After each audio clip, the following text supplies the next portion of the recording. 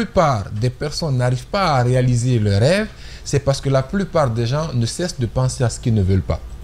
Quand tu poses même la question à quelqu'un de savoir qu'est-ce que tu aimes, pour te dire ce qu'il aime, il te dira ce qu'il n'aime pas.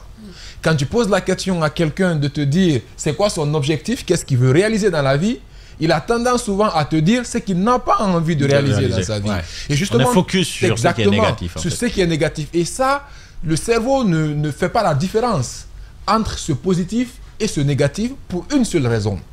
Parce que quand on prend le cerveau humain, on prend la partie consciente du cerveau, on prend la partie inconsciente du cerveau, et entre la partie consciente et inconsciente du cerveau se trouve ce qu'on appelle le SRAA, c'est-à-dire le système réticulé d'activation ascendant qui correspond au Google de notre cerveau. La particularité à ressortir là-dedans, c'est que la partie inconsciente du cerveau, selon ce qu'on nous dit approximativement, c'est l'équivalent de 400 milliards de bits d'informations par seconde que la partie inconsciente du cerveau peut traiter. Au même moment, la partie consciente de notre cerveau ne peut traiter, selon les chiffres approximatifs, qu'à peu près 2000 bits d'informations par seconde.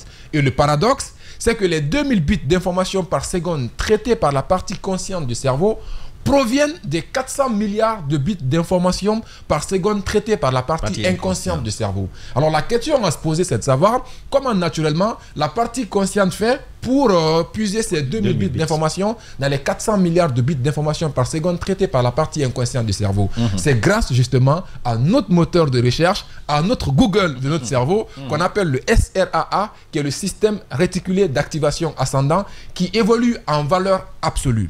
Et on est d'accord que dans la valeur absolue, tout ce qui est négatif, quand ça rentre dans la valeur absolue, ça devient positif, n'est-ce pas? Et donc, on va faire un test ensemble. Quelqu'un qui se fixe pour objectif ou qui se répète des affirmations du genre « je ne veux pas devenir pauvre », quand ça rentre dans la valeur absolue, ça devient quoi?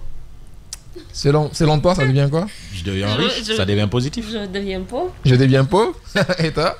Non, partant sur ce que tu as dit, c'est le contraire qui se pose en fait, ça devient positif. Donc, je ne veux pas devenir pauvre quand ça rentre dans la valeur absolue, notamment, précisément, c'est la négation qui saute. Ne pas saute. Et quand ne pas saute, ça devient quoi?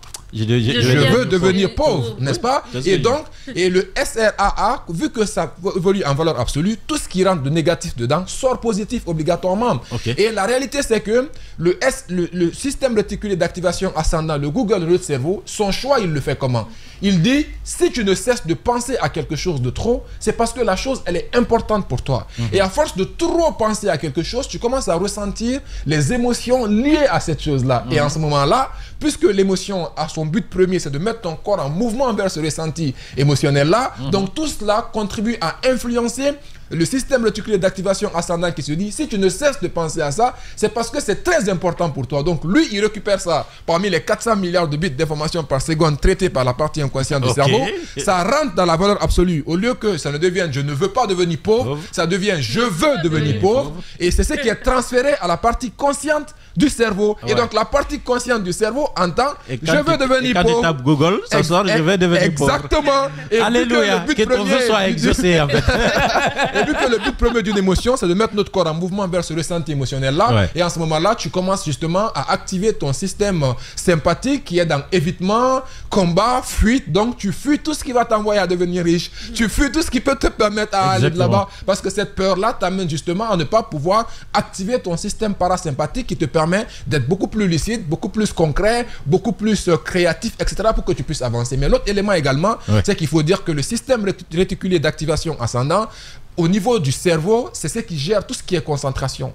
C'est ce qui, quand il y a des anomalies, ça peut créer la schizophrénie, c'est ce qui peut créer les maladies liées à Parkinson, beaucoup d'autres choses du genre. Et prochainement, je parlerai de ces 4 neurotransmetteurs indispensables pour notre santé mentale, notre santé physique et notre bien-être émotionnel. On parlera de ça parce que si les gens prennent soin de ces neurotransmetteurs et c'est la santé mentale, ça permet d'entretenir notre bien-être dans son ensemble.